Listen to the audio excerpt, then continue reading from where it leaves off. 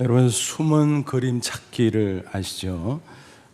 흔히 어린이 신문이나 잡지 같은 데 보면 그런 코너가 있습니다. 얼른 보면 잘 보이지 않지만 자세히 살펴보다 보면 여기 있네, 숨은 그림을 발견할 수 있습니다. 그것을 찾는 재미가 쏠쏠하죠.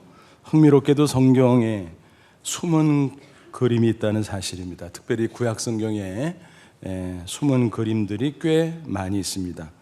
잘 아시는 대로 성경의 총 주제는 무엇입니까? 예수 그리스도입니다. 구약은 예수님에 관한 예언, 그리고 신약은 그것에 대한 성취의 말씀입니다. 그 중에 대표적인 것이 바로 십자가죠.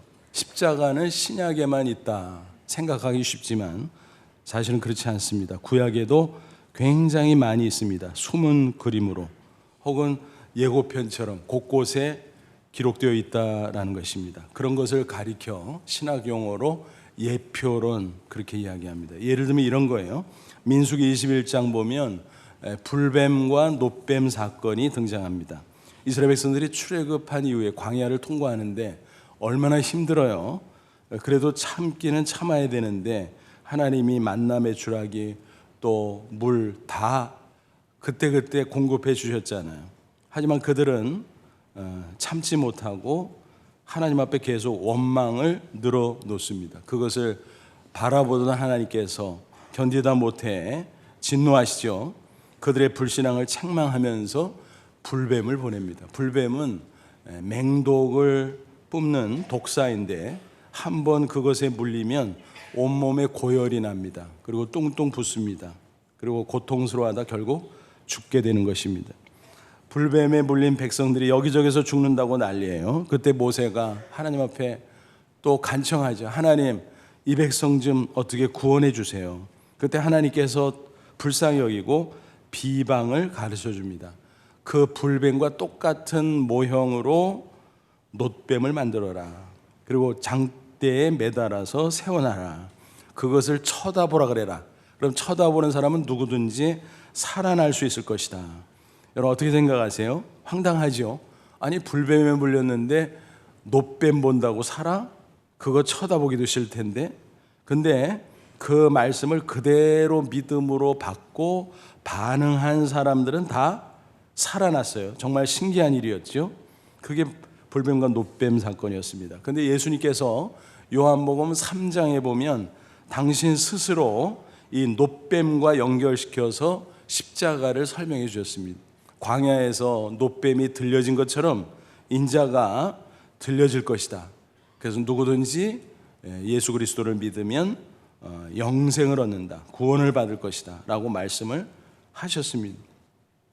그렇게 연결해 생각하면 정말 그러네 라고 이해가 되시죠. 오늘 본문에도 보니까 숨은 그림 한 가지가 등장해요. 뭐죠? 출애굽입니다. 출애굽. 먼저 역사적 배경을 소개하면 이스라엘 백성들이 애굽에서 400년 이상 종살이를 했잖아요. 거기서 탈출한 사건, 그게 출애굽이잖아요. BC 1446년경에 있었던 실제적인 역사적 사건이었습니다.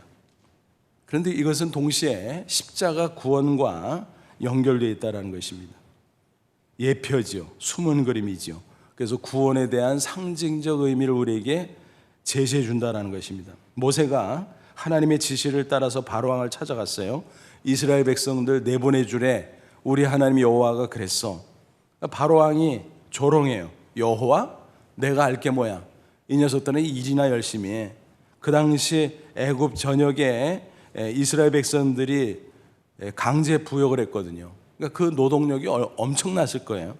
바로왕이 호락호락 내보내주지 않지요.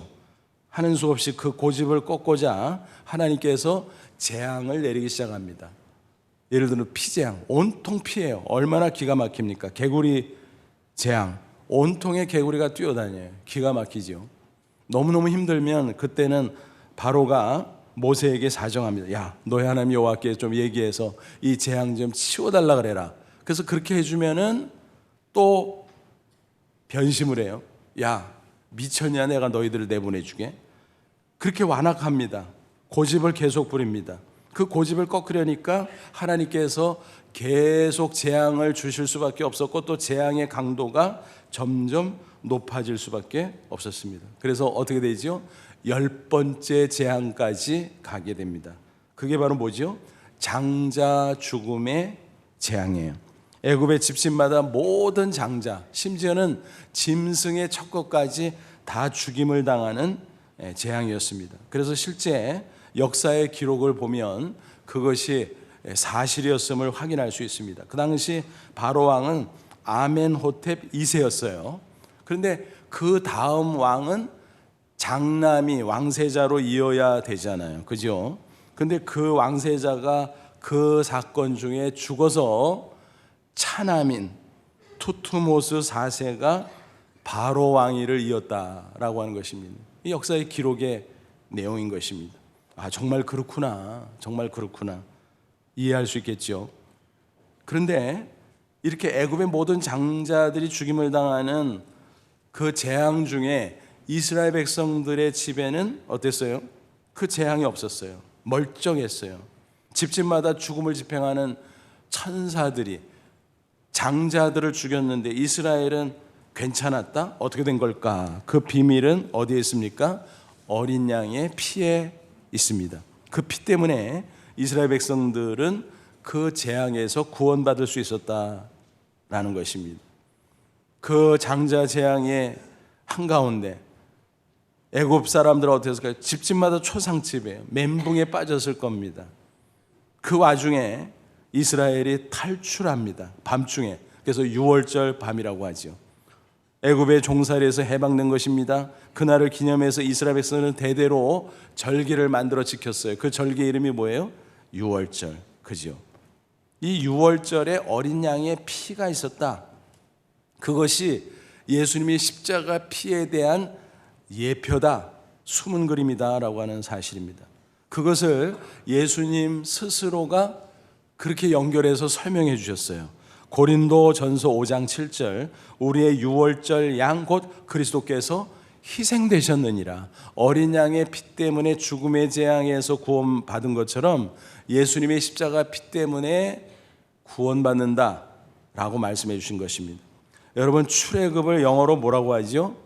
엑소더스. 그죠? 엑소더스. 무슨 뜻이에요? 탈출, 해방, 자유 뭐 이런 뜻입니다. 그러니까 역사적 사건인데 성경은 이것을 가지고 십자가 구원의 예표로 삼았다라는 것입니다. 그럼 그게 어떻게 연결될까? 이미 예수님께서 당신 스스로 6월절 어린 양 그렇게 사도 바울을 통해서 말씀하셨는데 정말 그렇게 연결될 수 있나? 오늘 본문을 통해서 짚어보죠. 먼저 5절 6절 보니까 장자 죽음의 재앙이 있기 전에 미리 이스라엘 백성들에게는 따로 말씀해 주셨어요. 그 재앙에서 구원받을 수 있는 방책을. 뭔가요? 5절 6절 같이 읽어볼게요. 너희 어린 양을 흠없고 1년 된 수컷으로 하되 양이나 염소 중에서 취하고 이달 19날까지 간직하였다가 해질 때 이스라엘 회중이 그 양을 잡고 그랬어요. 어린 양을 잘 골라라. 근데 흠이 없어야 된다. 1년 된 거예요. 1년 됐을 때 가장 튼실하다 그래요.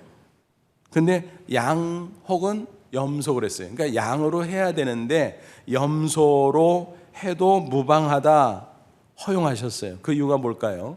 가난한 백성들을 배려하기 위함이에요. 염소는 싸거든요. 그래서 가난하면 염소로 해도 된다. 중요한 것은 뭐예요? 피거든요. 피. 그러니까 양이든 염소든 잡아서 그 피를 내라라는 것입니다. 근데 그 양을 골라놓고 흠없는 것으로 잘 골라놓고 며칠을 그냥 놔뒀다가 나중에 양을 잡았어요. 그 왜 며칠을 묵혀두지? 그것은 혹시라도 흠이 있는 것을 검사하느라 그래요.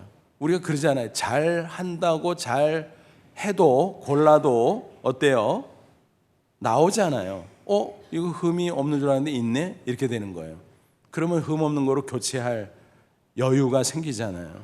그래서 흠 없는 1년 된 어린 양을 잘 골라서 가지고 있다가 잡아라 그랬습니다.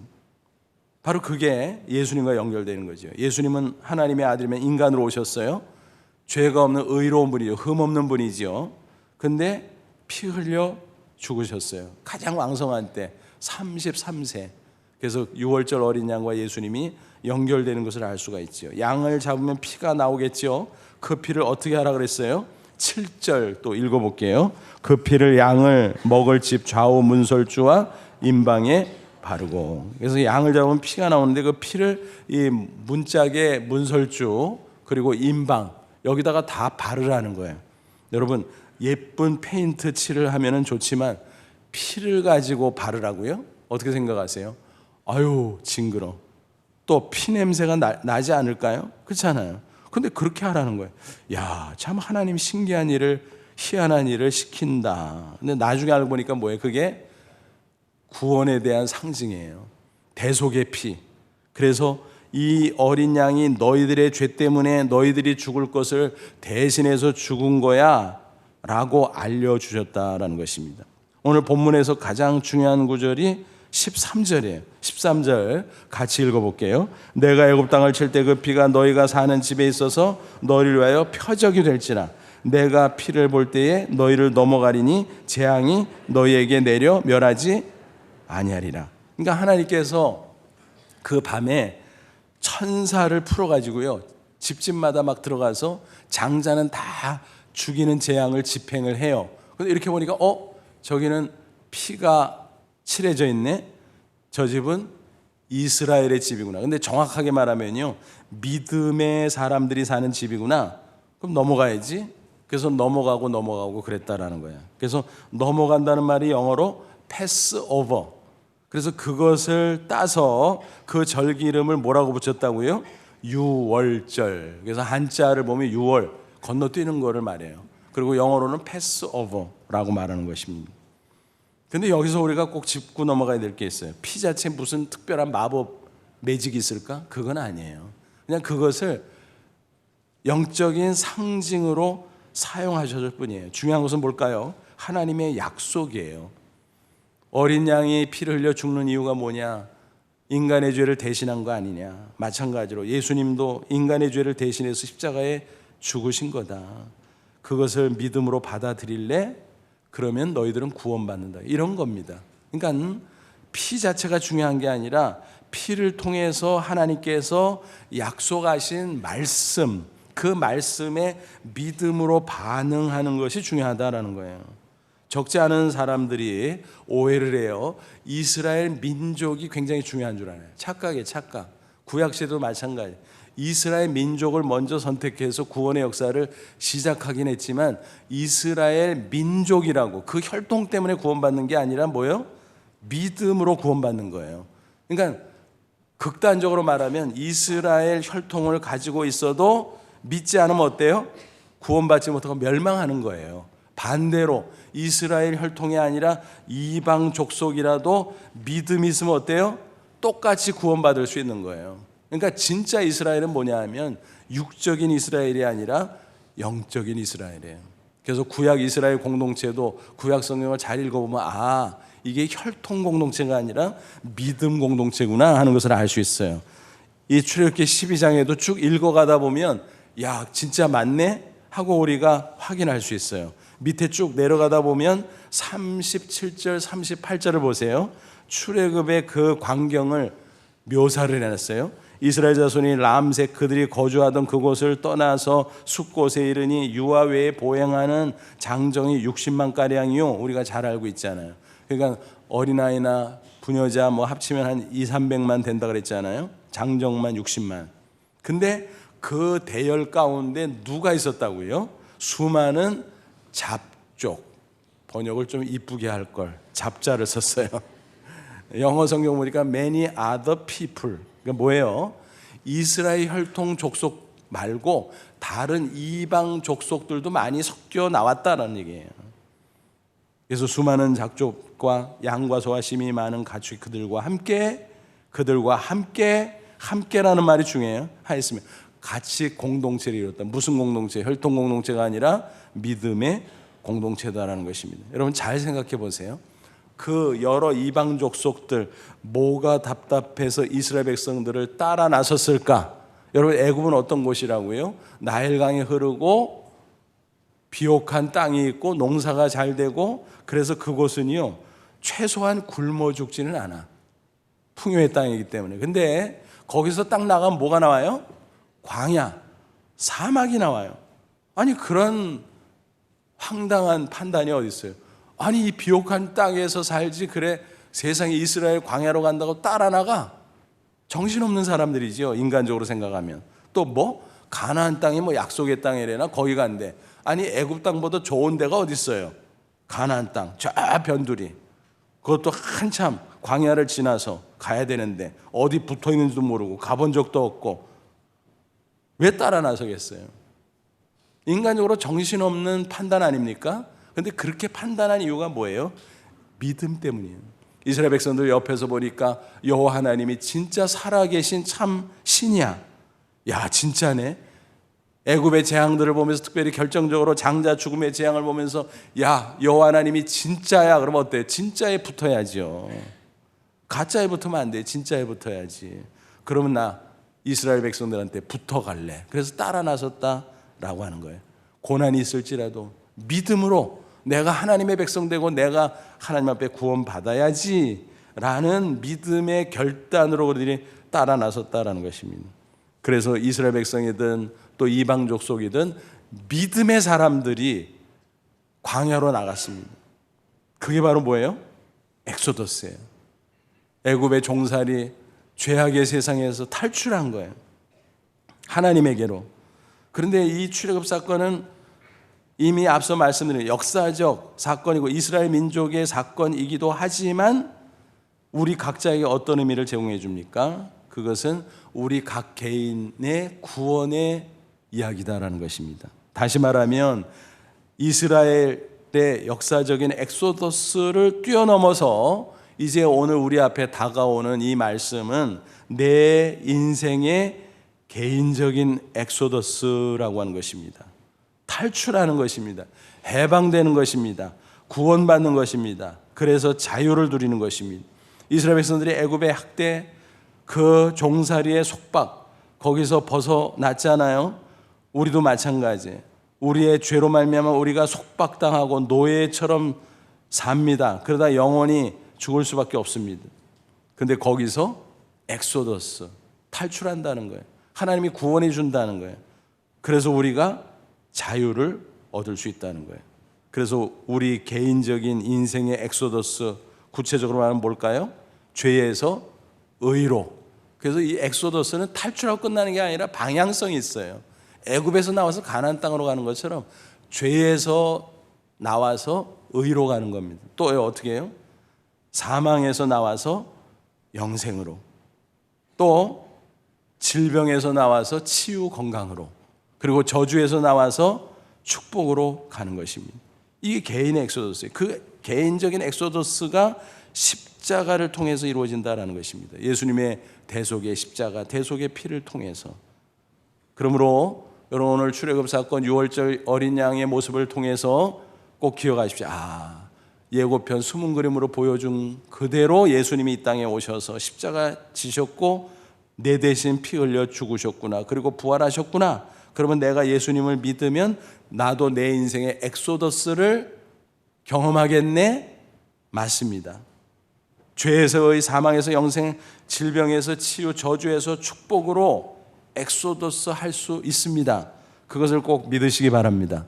차례대로 한 가지씩 살펴보시죠. 첫째, 내가 예수님을 믿으면 죄에서 의로 엑소더스 할 수 있습니다. 인류의 시조 아담 이후 모든 인간은 다 죄인이잖아요. 로마서 3장 10절 의인은 없나니 하나도 없다 그랬어요. 어떤 사람은 내가 무슨 죄인이야, 기분 나빠. 저도 처음에 그랬어요. 근데 진짜 죄인이에요. 다 죄인이에요. 왜? 성경의 의의 수준은 뭔지 합니까? 완전 무결해요. 간단히 말하면 이거예요. 나는 지금까지 살면서 마음속 생각으로 한 번도 나쁜 생각 한 적이 없어. 나는 내 입술로 한 번도 나쁜 말을 한 적이 없어. 혼자 있을 때도. 또 나는 한 번도 나 혼자 있을 때도 나쁜 짓을 한 적이 없어. 이런 사람이 있으면 자신 있게 나는 죄인 아니라고 해도 됩니다. 근데 그런 사람이 어디 있어요? 한 명도 없지요. 그래서 모든 인간은 죄인이에요. 그 죄가 인간을 속박한다는 것입니다. 인간은 죄에게 종살이를 한다는 것입니다. 그 속박에서 종살이에서 구원해 줄 분, 엑소더스 시켜줄 분은 오직 예수 그리스도밖에 없다는 사실입니다. 예수님께서 말씀하셨어요. 요한복음 8장 34절 36절 예수께서 대답하실 때 진실로 진실로 너희에게 이르노니 죄를 범하는 자마다 죄의 종이라 그랬어요. 참 이상해요. 지가 죄 짓고요. 지가 졌잖아. 그래 놓고선 뭐 부끄럽다고 뭐 얼굴 가리고 뭐 피해 다니고 숨어 다니고 막 그래요. 이상하잖아요. 내가 짓고 그렇게 자신만만하면 짓지 말듯 짓고 뭐 떳떳하면 되잖아요. 근데 떳떳할 수가 없어요. 왜? 죄책감이라는 게 있었거든요. 인간의 양심이 타락했지만 그래도 남은 그 양심의 흔적 때문에 죄책감이 있거든요. 그래서 죄를 지으면 죄의 종이 돼요. 그래서 고통을 당해요. 거기서 구원할 자는 누구밖에 없나? 예수밖에 없다. 그러므로 아들, 여기서 아들은 예수님이에요. 예수님이 너희를 자유롭게 하면 너희가 참으로 자유로우리라. 죄책감에서 해방되고 참 자유를 얻을 수 있는 길은 예수님을 믿는 것밖에 없다. 예수님이 나의 죄를 대신해서 십자가에 죽었다 부활하신 것을 믿음으로 죄사함 받고 의인이 될 수 있기 때문에 그렇다라는 것입니다. 그래서 바울은 그것을 가리켜 구원받고 우리가 영적인 자유를 누렸다라고 선포합니다. 로마서 8장 1절 2절 그러므로 이제 그리스도 예수 안에 있는 자에는 결코 정죄함이 없나니 이는 그리스도 예수 안에 있는 생명의 성령의 법이 죄와 사망의 법에서 너를 해방하였음이라. 이 해방이 뭐예요? 구원이라는 말로 바꿔도 되고 탈출이라는 말로 바꿔도 되고 엑소더스라는 말로 바꿔도 되는 거예요. 그래서 자유를 얻게 됐다. 그래서 이 구절을 가리켜 어떤 주석가는 이렇게 표현했어요. 우리가 죄에서 구원받고 의인이 되어서 영적 자유를 누렸다는 것에 대한 마그나 카르타다. 대헌장. 영적 자유의 대헌장이다. 그랬습니다. 여러분, 영국의 문호 셰익스피어의 4대 비극 중에 하나인 맥베스를 아시죠? 맥베스가 왕을 암살하고 자기가 왕이 되죠. 그런데 그 죄책감을 떨쳐버릴 수가 없었어요. 양심의 고통 때문에 거기에 사로잡혀서 몸부림을 칩니다. 근데 벗어날 수가 없어요. 그래서 어떻게 하지요? 괴로워하다가 막 손을 막 씻어요. 결벽죠. 그 죄를 지었으니까 막 그런 짓을 하는 거죠. 근데 마음속에 죄책감을 지울 수 있어요? 의사에게 도움을 청했더니 이거는 못 고칩니다. 마음속으로 스스로 고쳐보십시오. 그게 돼요? 안 되지. 그는 독백하며 한탄하며 괴로워하며 오 아라비아의 향수를 다 가지고 이 손 하나 말끔히 할 수 없단 말인가. 이것을 파내버릴 망각죄는 이 세상 어디에도 없단 말인가. 여러분 얼마나 비극적인 얘기입니까? 아무리 탄식해도 죄책감을 인간이 스스로 떨쳐버릴 수 없다는 것입니다. 그래서 죄의 종살이라는 것입니다. 양심의 고통은 얼마나 큰지 모릅니다. 그거가 있는 한 인간이 아무리 육신적으로 또 외적으로 화려하고 풍요로워도요 행복할 수가 없어요. 마음이 자유롭지가 못하기 때문에. 오래전 이런 이야기가 있습니다. 조흥은행이 옛날 조흥은행이 있었잖아요. 신한은행에 합병될 때 있었던 이야기예요. 은행장 앞으로 편지 한 통이 배달됐어요. 열어보니까 편지하고 100만 원짜리 수표 한 장이 들어있는 거예요. 그래서 이게 뭐야? 편지를 읽어보니까 이런 내용이었습니다. 20년 전에 청원 경찰로 근무했던 사람의 편지였습니다. 그런데 그가 그때 기름 10통을 훔쳤다는 거예요. 그리고 자판기에서 동전을 몰래 여러 차례 꺼내서 개인적으로 사취했다는 거예요. 그러니까 조흥은행 이름이 없어지잖아요 이제. 그러기 전에 내가 용서를 구하기 위해서 이거를 보냅니다. 그러니까 제발 좀 받아주세요 라는 간청 어린 편지였습니다. 무슨 얘기예요 여러분? 아무도 몰랐어요. 은행에서 알았으면 무슨 조치를 내렸겠죠. 아무도 몰라요. 근데 누가 알아요? 자기가 알잖아. 하나님이 알잖아. 그러니까 그 양심의 고통을 받았던 거예요. 여러분 20년 동안 그 고통을 당한 거예요. 그거 떼먹고 얼마나 안타까워요. 그래서 그런 생각을 해봐요. 심판받고 지옥에 떨어져서 영원히 고통당하는 것도 무서운 고통이지만요, 이 세상에 사는 동안 죄 문제 해결하지 못하면 죄로 말미암아 양심에 고통당하는 것, 그것도 사실은 이 땅에서 지옥 같은 삶을 사는 거예요. 물론 그 고통을 안 느끼는 이상한 인간들도 있지만 그거는 뭐 나중에 하나님께서 더 크게 어떻게 하시겠지요. 부디 저와 여러분은 예수 십자가 대속을 믿음으로 죄에서 구원받고 의인이 된 영적 기쁨과 참 자유를 누리며 사시기를 축원합니다. 두 번째, 내가 예수님을 믿으면 사망에서 영생으로 엑소더스 할 수 있습니다. 모든 인간은 죄의 종일 뿐만 아니라 사망의 종이에요. 그러니까 죽음이 두려운 거예요. 죄에 질질 끌려다니다가 결국은 사망에 이르게 된다. 거기서 구원받는 길은 오직 예수 십자가밖에 없다는 것입니다. 바울이 증거했어요. 로마서 6장 23절, 죄의 삭은 사망, 죄 때문에 사망이다. 그런데 이 사망은요, 단순하게 육적인 사망뿐만이 아니라 그 전에 육신이 멀쩡히 살아있어도 이 영혼이 죄로 말미암아 하나님과 단절된 상태를 가리켜요. 그러니까 공허한 거예요. 불만족스러운 거예요. 그게 영적인 사망의 모습이죠. 또 육신의 사망 넘어 내세가 있는데, 내세, 천국이 아닌 지옥에 떨어져 영원한 고통을 당하면서 영원히 사는 것, 요게 영원한 사망이죠. 그래서 사망이라고 간단하게 말했지만 사실은 이 안에 영적 사망, 육적 사망, 영원한 사망, 이 세 가지 종류의 사망이 다 들어있는 거예요. 그럼 여기서 어떻게 구원받을 수 있을까? 하나님의 선물은, 은혜는 그리스도 예수 우리 주 안에 있는 영생이니라. 예수님의 십자가 대속의 은혜로 죄에서 구원받고, 죄 그 원인이 없어지니까 사망에서도 구원받고, 그러므로 이제는 영생을 얻을 수 있다라는 것입니다. 그러니까 육신이 멀쩡하게 잘 살고 호요식한다고 할지라도, 또 화려하다고 할지라도 그게 행복이 아니고 그게 사실은 대수가 아니에요. 마치 이런 거예요. 달리는 열차 특실에 한 사람이 앉아 있습니다. 푹신한 의자에 기대고, 야, 기분 좋다. 역시 특실이 좋네. 옆에 식당차가 딸려 있어서 가보니까 고급 요리가 잘 차려져 있어요. 그것을 먹고 즐겼습니다. 게다가 멋진 음악까지 나오네. 야, 기분 좋다. 기분 좋죠? 멋져 보이죠? 근데 더 중요한 게 있어요. 그 열차가 가는 방향, 종착지는 어딘가? 반대로 가고 있어? 엉뚱한 데로 가고 있어? 그래도 특실이 좋아요? 아니잖아요. 3등 칸이라도 종착지가 올바라야지. 그렇잖아요. 각자 인간은 지옥행 열차를 타든지 천국행 열차를 타고 있어요. 예수 그리스도 십자가 대속을 통해서 죄에서 구원받고 사망에서 구원받지 못하면 지옥행 열차를 타고 가는 거예요. 그 안에서 뭐 1등 칸, 2등 칸, 3등 칸 특실 따지고 그거 소용없어요. 의미 없어요. 일단은 천국행 열차를 타야 돼. 그러고 나서 뭐 그 다음에 따지든가 말든가 그런 겁니다. 오직 예수 그리스도를 믿는 것만이 영원히 살 길이에요. 이 세상에서 예수님이 주시는 새 생명의 기쁨을 누리다가 이 세상 끝날 천국에 들어갈 수 있는 것입니다.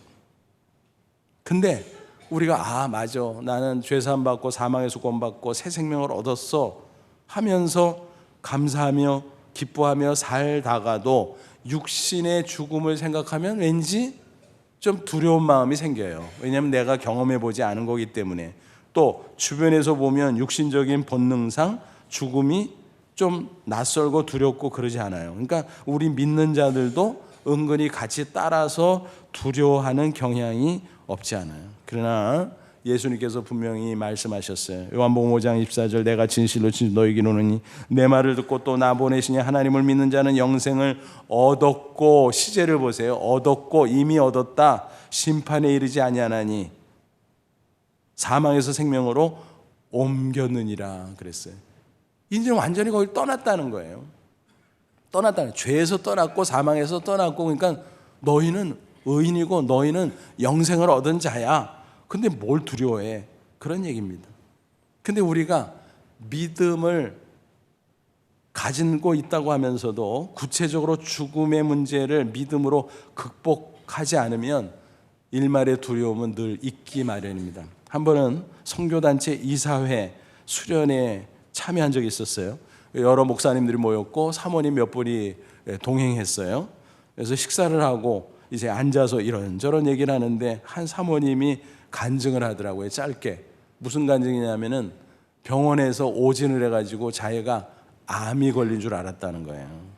그래서 23일 동안 얼마나 고민하고 갈등하고 괴로워했는지 그 이야기를 쭉 해주는 것이죠. 그래서 내가 믿음이 좋은 줄 알았는데 아니 그 정도밖에 안 되더라고요. 그러더라고요. 구원의 확신이 왜 없겠어요? 근데 생각지 않아요. 왜냐하면 아직 젊고 아직 건강하니까 죽음에 대해서 별로 생각을 안 했는데 그게 딱 자기 눈앞의 현실로 다가오니까 오진이었지만 그때는 뭐 오진인 걸 몰랐잖아요. 얼마나 당황스러웠는지 갈등하고 괴로워하고 내 식구가 다 침울해 있었습니다. 근데 활달한 성격의 막내가 어느 날 대뜸 그래요. 엄마 천국이 좋다 그랬잖아. 좋은 데 가는데 왜 그래요? 기분이 좋았을까요? 엄청 섭섭하더래요. 저 녀석이. 그런 겁니다. 우리가 육신을 가지고 있기 때문에. 근데 나중에 23일째 오진인 것이 밝혀졌어요. 너무 기뻐가지고 의사 선생님한테 찾아가서 꾸벅 감사 인사를 했대요. 그러더니 미국에서 한인교회 목회하는 목사님 옆에 있다. 그거 미국 같으면 쑤해야 되는데 그러더라고요. 사모님 착하네 그러더라고요. 여러분 우리가 믿음이 있노라 하지만 우리 수준이 그럴 수가 있어요. 그럴 수가 있어요. 그래서 우리가 우리의 믿음을 정말 육신의 죽음이 닥쳐와도 그건 사실은 관문이거든요. 통과해서 여기서 천국으로 쑥 들어가는 거예요.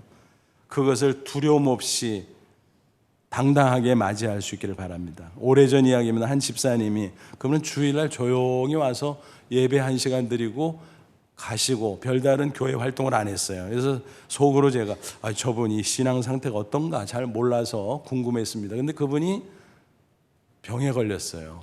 그래서 여러 가지로 어려운 가운데 얼굴이 황달 노래지더니 나중에는 시커매지더라고요. 그래서 뭐 병원에서도 그렇고 주변에서도 저분이 돌아가시겠구나 곧 가족들도 다 그렇게 인식하게 됐어요.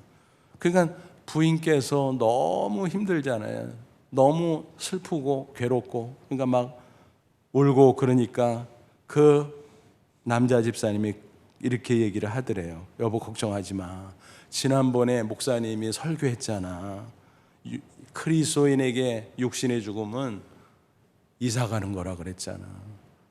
여기서 천국으로 이사 가는 건데 뭘 그래. 내가 먼저 이사 가서 잘 준비해 놓을 테니까 나중에 와서 만나면 되잖아. 그 얘기를 듣는데 남편이 그저 교회 예배 시간에 1시간만 따라 다니는 줄 알았는데 그런 믿음이 있었던 거예요. 그러니까 얼마나 감사하고 또 본인이 부끄러웠는지 그때부터 눈물 뚝 그쳤다는 것입니다. 그 후 얼마 되지 않아서 그분은 정말 평안히 천국에 갔습니다. 여러분 이게 진짜 믿음이에요. 뭐 믿음이 있다고 막 그러지만 죽음의 현실이 딱 닥칠 때 정말 내가 흔들리지 않고 담대할 수 있을까? 그게 생각은 그럴 것 같은데 현실이 되면 그게 쉬운 거는 아니에요. 어느 목사님의 간증입니다. 그 교회에 장로님이 계신데 연만하신데도 평소에 참 건강하셨다 그래요. 근데 어느 날 주일 저녁인데 본인이 심장에 압박감을 느꼈던 것 같아요. 근데 예감도 이상했나 봐요. 그런데 저녁 예배 전에 목사님 오늘 예배 끝에 우리 부부가 특송 한번 하면 안 돼요? 뭐 장로님이 이렇게 말씀하지 마세요. 뭐 그러겠어요. 그래서 하세요. 그랬더니 특송을 잘 하시고 새삼스럽게 인사를 교인들 앞에 하더래요. 그래서 그런가 보다 그러고 이제 가시는데 장로님 내일 아침에 새벽 기도 때 봬요. 이렇게 그냥 인사를 했대. 별 생각 없이. 왜냐하면 새벽 기도에 늘 나오시는 분이니까. 근데 장로님이 정색을 하면서 아마 안 될 겁니다. 그러는 거예요. 그래서 저 어른이 뭐 몸이 좀 피곤하신가? 뭐 딱 잡아떼고 안 오신다 그래? 그런가 보다 그랬어요. 근데 그 장로님이 집에 가서 가족들과 가정 예배를 잘 드리고 잠자리에 드셨어요. 그날 지나고 새벽 5시 10분 전 새벽 기도에 나가려고 목사님이 이렇게 하고 있는데 전화가 때르릉 왔어요. 장로님이 돌아가셨다는 거예요. 제가 그 간증을 듣고 저렇게 인생을 마감할 수 있는 얼마나 좋을까? 얼마나 좋을까? 부러운 죽음이지요. 여러분, 우리가 그렇기 때문에 믿음이 있다고 구체적으로 생각하고 경험하지 않았기 때문에 믿음이 있다고 해도 죽음을 두려워할 수 있어요. 그래서 우리가 그것을 사실은 평소에 생각을 해야 돼요. 그리고 나하고 자꾸 연결시켜도, 왜냐하면 내가 언젠가는 그렇게 될 거 아닙니까, 여러분? 내 나이가 어떻든 내 건강 상태가 어떻든. 그래서 꼭 승리할 수 있기를 바랍니다. 여러분, 예수 그리스도의 대속의 십자가 분명히 믿으시죠? 이미 사망에서 엑소더스 영생 얻으신 줄로 믿습니다. 그래서 영생 얻은 그 기쁨을 이 땅에서 누리다가 육신의 수명 다하면 육신의 옷을 벗고 저 천국에 당당히 들어가시기를 주님의 이름으로 축원합니다. 세 번째, 예수 믿으면 질병에서 치유를 엑소더스 할 수 있습니다. 질병의 원인은 개인적인 차원에서 보면 유전적 요인, 또 환경적인 음식이나 공기 뭐 이런 것들 때문에, 또 세균 감염 요인 뭐 여러 가지가 있겠죠. 하지만 인류 전체로 보면 죄의 결과지요. 인간이 범죄함으로 말미암아 질병이 생긴 거예요. 예수님께서 우리의 죄를 대속해 주시면서 동시에 우리의 질병의 문제를 해결해 주셨다. 성경은 그렇게 말씀합니다. 베드로전서 2장 24절, 저가 채찍에 맞음으로 너희는 나음을 얻었나니 치유의 은혜를 주신다 그랬어요. 근데 이 치유가 마음에서부터 시작이 돼요. 왜냐하면 죄의 책감에서 벗어나면요, 마음의 기쁨과 평안이 있잖아요. 그러면 마음이 좋으니까 육신도 강건해지는 거예요. 잠언 17장 22절, 마음의 즐거움은 양약, 굿 메디신, 보약이죠. 그러니까 진짜 좋은 보약은 구원의 확신 가운데 죄사함의 기쁨, 그래서 얻은 영적인 평안과 자유와 기쁨, 그거예요.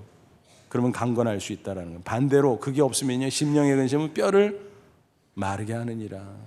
몸에도 안 좋다라는 거예요.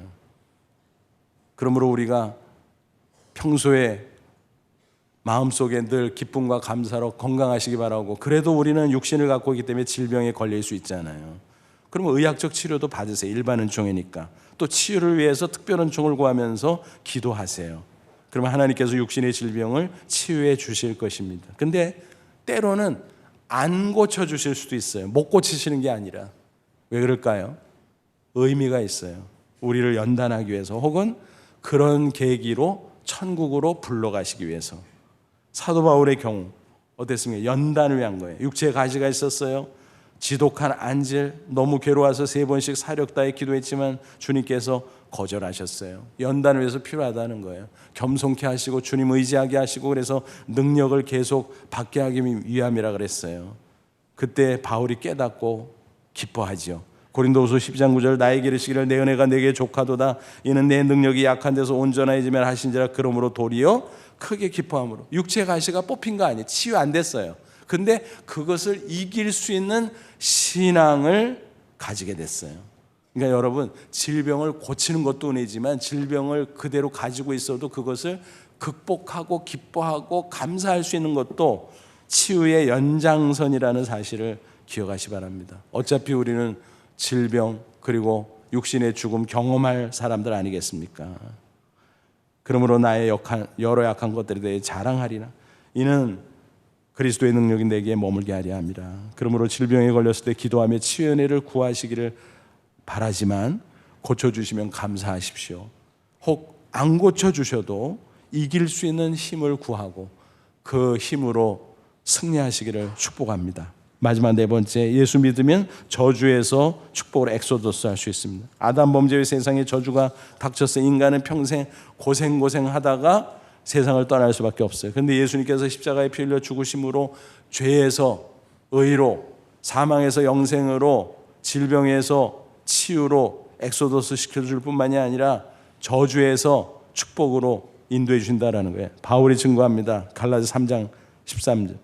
그리스도께서 우리의 저주를 받은 바 되사 율법의 저주에서 우리를 속량하셨다. 이사야도 증거했어요. 이사야 53장 4절. 그는 실로 우리의 질고를 지고 우리의 슬픔을 당하였거늘.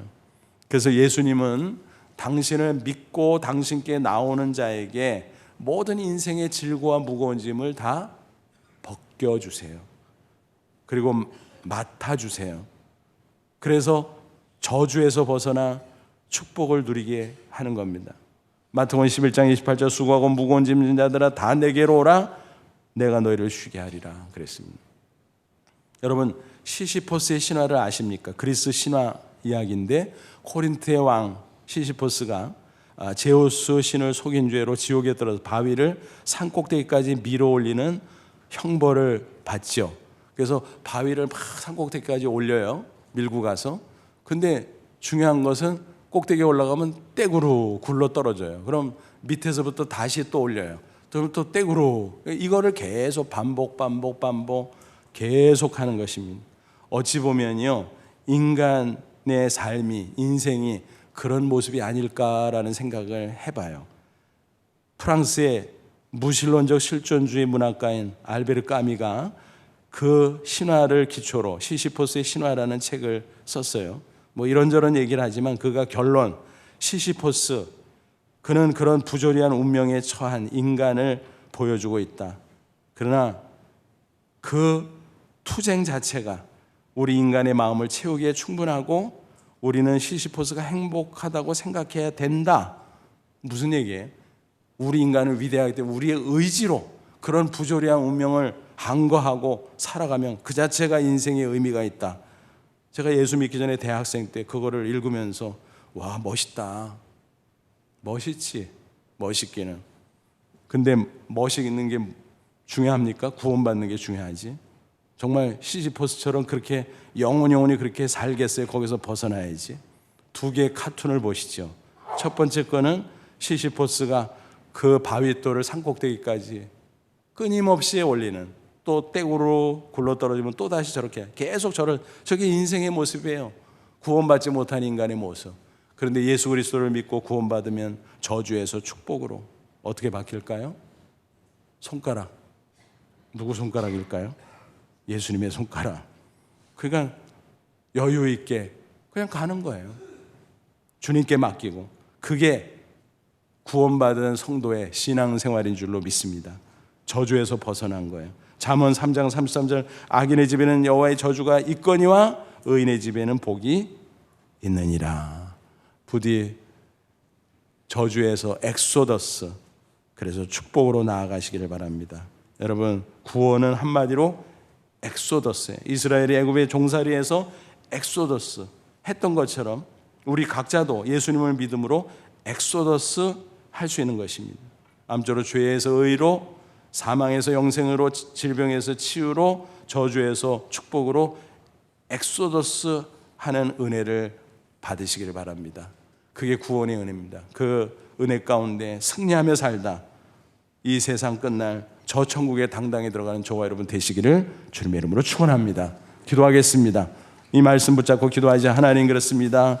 예수 믿고 구원받고 하나님의 자녀가 됐는데 엑소더스 한 사람으로서 담대한 믿음으로 승리하며 살다 천국 가게 하옵소서. 다 같이 기도합니다. 하나님 아버지, 은혜를 진심으로 감사합니다. 이 시간 주의 말씀으로 축복하시고 거룩한 성령으로 함께 하시고 격려해 주셔서 이 말씀 진리로 붙잡고 살게 하심을 감사합니다.